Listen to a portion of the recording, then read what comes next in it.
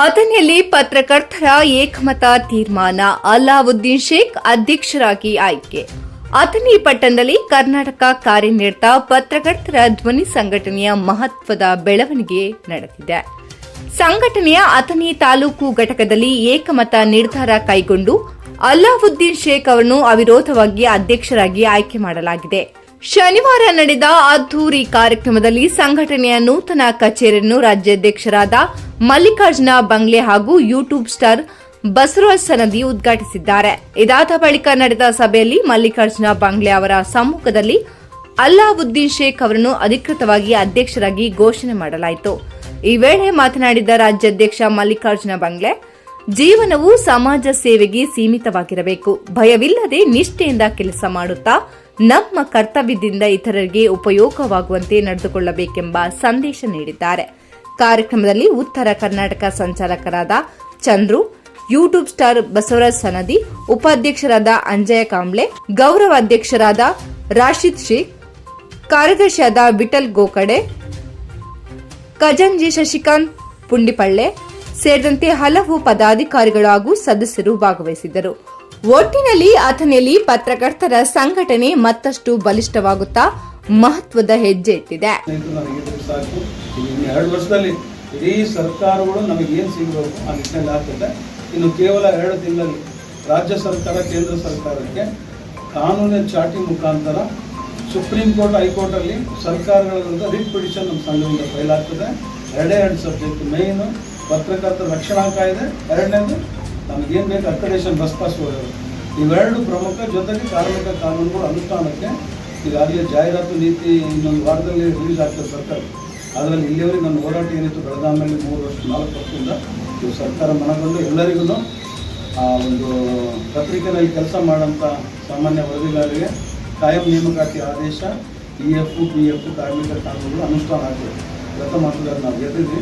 ಈಗ 2 ಮುಖ್ಯವಾದಿದ್ದಾವೆ. ಅದಕ್ಕೆ ದೊಡ್ಡ ಮಾಡಿದಾಗ ಕಾನೂನು ಚಾಟಿ ಬೀಸ್ತಾ ಇದ್ದೀನಿ. ಅದಾಗ್ತದೆ ಅಂತ ಹೇಳೋದ್ರ ಜೊತೆಗೆ ಇವತ್ತು ನಮ್ಮ ಚಂದ್ರಶೇಖರ್ ನಿಧನ, ಅವರು ಪಾಪ ಹುಡುಗರಾಗಿ ಇವತ್ತು ಬೆಳಗಾವಿ, ನಮ್ಮ ಬಾಗಲಕೋಟೆ, ಉತ್ತರ ಕರ್ನಾಟಕ ಸಂಚಾಲಕರಾಗಿದ್ದಾರೆ. 3-4 ಜಿಲ್ಲೆ ಅವ್ರಿಗೆ ಕೊಟ್ಟಿದ್ದೀನಿ. ಆ ಒಂದು ರೀತಿಯಾಗಿ ಸಂಘಟನೆ ಹಗಲಿರುಳು ಸಂಬಂಧಿಸಿದ್ದಾರೆ.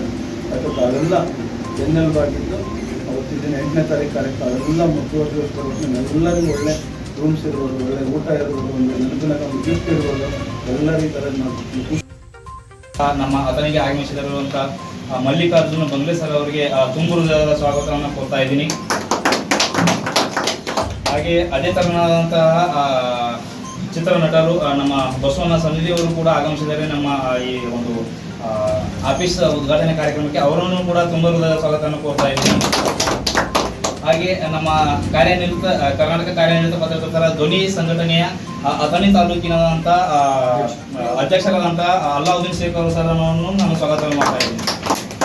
ಅದೇ ರೀತಿಯಾಗಿ ಎಲ್ಲ ನನ್ನ ಮಾಧ್ಯಮ ಮಿತ್ರರು ಕೂಡ ಚಂದ್ರಶೇಖರ್ ಸರ್ ಅವರನ್ನು ಕೂಡ ನಾನು ಈ ಕಾರ್ಯಕ್ರಮಕ್ಕೆ ಸ್ವಾಗತವನ್ನು ಕೋರ್ತಾ ಇದ್ದೀನಿ. ಅದೇ ರೀತಿಯಾಗಿ ನನ್ನ ಎಲ್ಲ ಮಾಧ್ಯಮ ಮಿತ್ರರನ್ನು ಕೂಡ ಈ ಕಾರ್ಯಕ್ರಮಕ್ಕೆ ಸ್ವಾಗತವನ್ನು ಕೋರ್ತಾ ಇದ್ದೀನಿ. ಈ ಕಾರ್ಯಕ್ರಮ ಕುರಿತಾಗಿ 1-2 ಮಾತುಗಳನ್ನು ನಮ್ಮ ತಾಲೂಕಿನ ಅಧ್ಯಕ್ಷರಾದಂಥ ಅಲಾವುದ್ದೀನ್ ಶೇಖ್ ಅವರು 1-2 ಮಾತುಗಳನ್ನು ಮಾತನಾಡಬೇಕಂತ ವಿನಂತಿ ಮಾಡ್ತಾ ಇದ್ದೀನಿ. ಇವತ್ತಿನ ದಿವಸ ಅಚಾನಕ್ಕಾಗಿ ಸರ್ ಕಾಲ್ ಮಾಡಿದ್ರು. ಅಥಣಿಗೆ ಬರಕತ್ತೀವಿ ಅಂತಂದ್ರೆ 2 ವರ್ಷ ಐತಿ ಇವಾಗ ನಾವು ಸಂಘಟನೆ ಕಟ್ಕೊಂಡ್ಬಿಟ್ಟ. ಬಟ್ ಆದ್ರೂ ಒಂದು ದೊಡ್ಡ ಫಂಕ್ಷನ್ ಮಾಡಿಬಿಟ್ಟು ಸರ್ ಕರಿಬೇಕಂತ ಒಂದು ದೊಡ್ಡ ಆಸೆ ಐತೆ ನಮ್ಗೆ. ಆದ್ರೆ ಅಚಾನಕ್ಕಾಗಿ ಸರ್ ನಿನ್ನೆ ಮೊನ್ನೆ ದಿವಸ ಕಾಲ್ ಮಾಡಿದ್ರು, ಈ ಕಡೆ ಬರಾಕತ್ತೀವಿ ಅಂತ ಹೇಳಿದ್ರು. ಆದರೆ ಅಥಣಿಗೆ ಬರ್ತಾರೋ ಅನ್ನೋದು ನಮಗೂ ಗೊತ್ತಿಲ್ಲಾಗಿತ್ತು. ಆದರೆ ಮಾರ್ನಿಂಗ್ 10 ಗಂಟೆಗೆ ಸರಿ 10 ಗಂಟೆಗೆ ಕಾಲ್ ಮಾಡಿದ್ರು. ಅಥಣಿಗೆ ಬರಾಕತ್ತಿದ್ದೀನಿ, ನಿಮ್ಮ ಜೊತೆ ಒಂದು ಟೀ ಕುಡಿಬೇಕಂತ ಆಸೆ ಆಗಿದೆ ಅಂತಂದ್ರು. ಒಮ್ಮೆ ನನಗೆ ಶಾಕ್ ಆಯಿತು. ಅಥಣಿಗೆ ಬಂದು ಟೀ ಕುಡಿತೀನಿ ಅಂತಂದರೆ ಸರ್ ಎಲ್ಲಿದ್ದಾರೆ ಅಂತ ನಂಗೆ ಗೊತ್ತಾಗಲಿಲ್ಲ. ತಕ್ಷಣ ಮತ್ತೆ ಸರ್ ಎಲ್ಲಿದ್ರು ಅಂತ ಕೇಳಿದೆ. ನಾನು ಜಮಖಂಡಿಲಿದ್ದೀನಿ ಅಂತಂದರು. ಜಮಖಂಡಿದೆ ಅಂತಂದರೆ ಅಲ್ಲಿಂದ 1.5 ಅವರಲ್ಲಿ ನಾನು ಬರ್ತೀನಿ ಅಂತ ಹೇಳಿದ್ರು. ಸೊ ಒಮ್ಮೆ ಶಾಕ್ ಆಯಿತು. ನಾನು ಏನು ಮಾತಾಡಬೇಕು ಏನು ಮಾಡಬೇಕು ಅನ್ನೋದು ಗೊತ್ತಾಗಲಿಲ್ಲ. ಆದಷ್ಟು ನಮ್ಮದು ಆಫೀಸ್ ಕೂಡ ಇಲ್ಲಿ ಇವಾಗ ಶಿಫ್ಟ್ ಮಾಡಿದ್ವಿ, ಆಫೀಸ್ ಕೂಡ ಇರಲಿಲ್ಲ. ಸರ್ ಹೆಂಗೆ ಮಾಡಬೇಕು ಅಂತ ಅಂದ್ಬಿಟ್ಟು ಮತ್ತೆ ಎಲ್ಲರ ಜೊತೆ ನಾನು ಕಾಂಟ್ಯಾಕ್ಟ್ ಮಾಡ್ಕೊಂಡ್ಬಿಟ್ಟು ಎಲ್ಲರ ಸಹಕಾರದೊಂದಿಗೆ ಇವತ್ತು ಆಫೀಸ್ 2 ಗಂಟೆಯಲ್ಲಿ ಆಫೀಸನ್ನು ಉದ್ಘಾಟನೆ ಮಾಡೋಕ್ಕೆ ಒಬ್ಬರಿಗೆ ಅದರ ಜೊತೆ ನಮ್ಮ ಬಸವರಾಜ್ ಸರ್ ಕೂಡ ಬರ್ತಾ ಇದ್ರು ಅಂತ ಹೇಳಿಬಿಟ್ರು. ಸರ್ ಅವ್ರ ಕಡೆಯಿಂದನೇ ಆಫೀಸ್ ಉದ್ಘಾಟನೆ ಮಾಡ್ಕೊಬೇಕಂತ ಅಂದ್ಬಿಟ್ಟು ನಮಗೂ ಒಂದು ಖುಷಿ ಆಯಿತು. ಬಸವರಾಜ್ ಸರ್ಗೂ ಕೂಡ ನಮ್ಮ ಅಭಿನಂದನೆ ತಿಳಿಸ್ತೀನಿ. ಅವರು ಮಲ್ಲಿಕಾರ್ಜುನ ಸರ್ ಕೂಡ ನಮ್ಮ ಸಂಸ್ಥೆಗೆ ಬಂದಿದ್ದಕ್ಕಾಗಿ ಇಷ್ಟು ಹೇಳಿ ನಮ್ಮ ಮಾತುಗಳನ್ನು ಮುಗಿಸ್ತೀನಿ.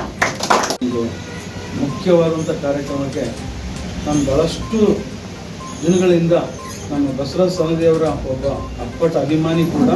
ನಾನು ಯಾವತ್ತೂ ನೋಡಿದಿಲ್ಲ, ಬರೀ ಅವ್ರಿಗೆ ಯಾವುದು ಬರ್ತದೆ ಕೆಲವೆಲ್ಲ ನೋಡ್ತಾ ಅವ್ರ ಬಗ್ಗೆ ನಾನು ಇಂಪ್ರೆಸ್ ಆಗಿ ಅವ್ರ ಬಗ್ಗೆ ಅಭಿಮಾನ ಮೂಡಿಸ್ಕೊಂಡಿದ್ದೆ.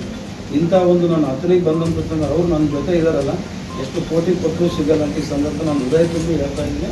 ಇವತ್ತು ಅತನಿ ಸುತ್ತಮುತ್ತ ಏನು ಬೆಳೆದ ನಿಜವಾಗೂ ಇಂಥ ಕಲಾವಿದರು ಪಡೆದಂಥದಕ್ಕೆ ನಿಜವಾಗೂ ಆ ಒಂದು ಎಷ್ಟು ಜನ್ಮದ ಪುಣ್ಯ ಗೊತ್ತಿಲ್ಲ ನನಗೆ. ಆ ರೀತಿಯಾಗಿ ಬಂದಿದ್ದಾರೆ.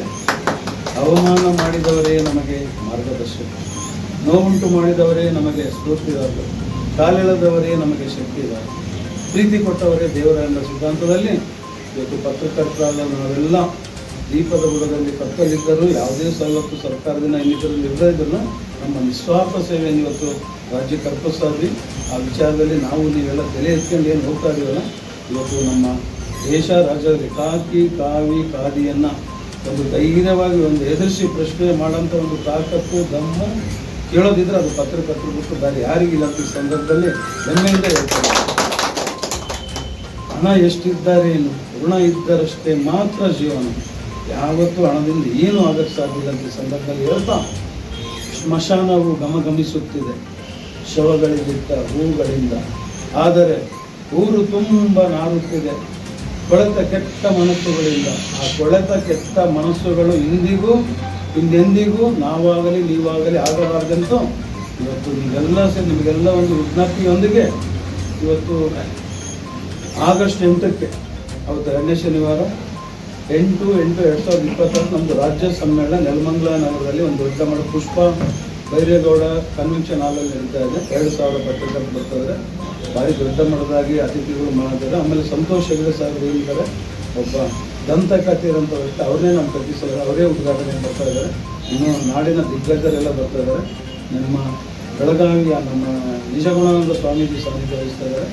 ಅಷ್ಟು ಮೇರು ಪರ್ವತಗಳು ವಿಚಾರವಂತರೇ ಬರೋದ್ರಿಂದ ಆ ಒಂದು ಕಾರ್ಯಕ್ರಮದಲ್ಲಿ ನಮ್ಮ ಬಸವರಾಜ್ ಸರ್ ಅವರಿಗೆ ನಾನು ಒಂದು ಮನವಿ ಮಾಡಿ, ಅವರು ಇನ್ನೊಬ್ಬರು ಖುಷಿ ಬೆಳಗಾವಂತ ಅವ್ರ ಜೊತೆ ಇರೋನಿದ್ದಾರೆ ದಿಲ್ದಾರದಲ್ಲಿ, ಅವ್ರಿಗೂ ಹೇಳಿದ್ರೆ ಅವ್ರು ಹೇಳ್ಬಿಟ್ಟು ಬರೋಕ್ಕೆ ನನಗೆ ಒಂದು ಬರ್ತೀನಂತ ಇವಾಗ ಅವ್ರು ಒಪ್ಪಿಗೆ ಸೂಚಿಸಿದ್ದಾರೆ. ಆ ವಿಚಾರವಾಗಿ ಅವತ್ತು ದಯಮಾಡಿ ಈಗ ಆಲ್ರೆಡಿ ಡೇಟ್ ಫಿಕ್ಸ್ ಆಗಿ 6 ಎಲ್ಲ ಆಲ್ರೆಡಿ ಮುಗಿದ್ಬಿಟ್ಟಿದೆ. ಆ ಡೇಟ್ ಬಿಟ್ಟು ಯಾವುದೇ ಬದಲಾವಣೆ ಇಲ್ಲ ಅಂತ ಈ ಸಂದರ್ಭದಲ್ಲಿ ಅವರಿಗೂ ಮನವಿ ಮಾಡ್ತಾ, ಇವತ್ತು ತಮ್ಮ ಸಮಕ್ಷಮದಲ್ಲಿ ಅವರಿಗೆ ಅಧಿಕೃತವಾಗಿ ಒಂದು ಒಳ್ಳೆಯ ರೀತಿಯಿಂದ ಒಂದು ಅವಾರ್ಡ್ ಕೊಡೋಂಥದ್ದು ಏನಿದೆ ನಮ್ಮ ಸಂತೋಷಗಳಿಂದ ಅವ್ರ ಕಲೆಗೆ ಏನು ಸಲ್ಲಬೇಕು ನಿಜವಾಗಿ ಸಲ್ಲಿಸೋಣಂತ ಈ ಸಂದರ್ಭದಲ್ಲಿ ಅವ್ರಿಗೆ ಅಧಿಕೃತವಾಗಿ ತಮ್ಮ ಮುಂದೆ ಈ ಒಂದು ಲೆಟ್ರನ್ನ ಅವರಿಗೆ ಕೊಡ್ತಾ ಇದ್ದೀವಿ.